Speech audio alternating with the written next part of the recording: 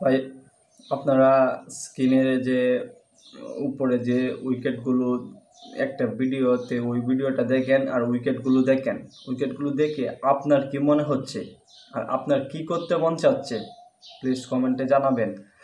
আর দেখেন, মূলত এই ধরনের টুর্নামেন্ট আয়োজন করার মূল কারণ হচ্ছে ক্রিকেটকে এগিয়ে নেওয়ার জন্য।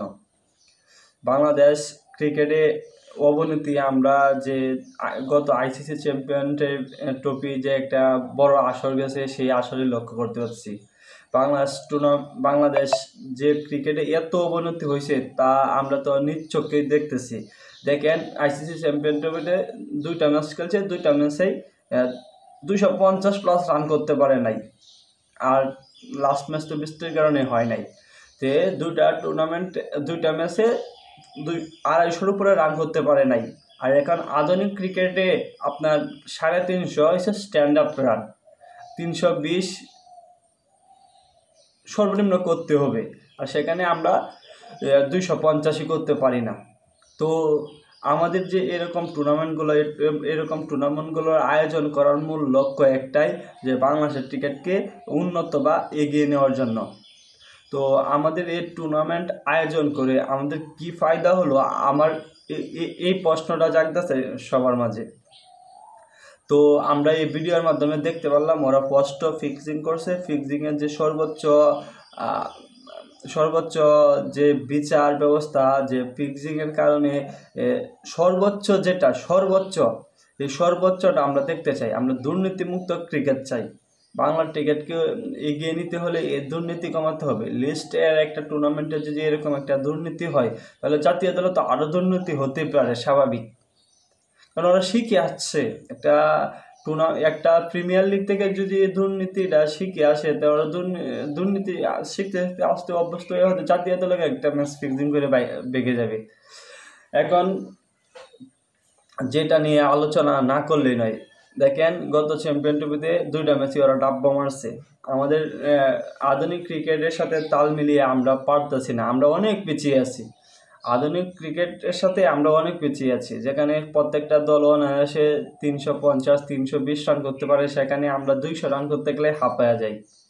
তো এরকম ঢাকা প্রিমিয়ার ডিভিশনের মতো লিগগুলো আয়োজন করার মূল কারণ ব্যাটিং ব্যর্থতা, বোলিং ব্যর্থতা সবগুলো দূরীকরণের মাধ্যমে এখান থেকে কোনটায় পিছিয়ে আছে ওইটা থেকে আমাদেরকে কি সামনের দিকে এগিয়ে যাওয়া, বা এই টুর্নামেন্টের মাধ্যমে আমরা ভালো খেলোয়াড় যাচাই করবাম, বা কে কতটুকু ফর্মে আছে, কোন দিকটা দুর্বল, ওইগুলো কোচের চোখে পড়বে। কিন্তু তারা যা করতেছে, তো এখানে তো আর কোনো কিছু আমি দেখতেছি না। তাছাড়া একটা ঢাকা প্রিমিয়ার ডিভিশন আয়োজন করছে রোজার মধ্যে, তো একটা ক্রিকেট মানে লিস্টের ক্রিকেট টুর্নামেন্ট রোজার মাঝে আয়োজন করছে, ওইটাও প্রশ্নবিদ্ধ।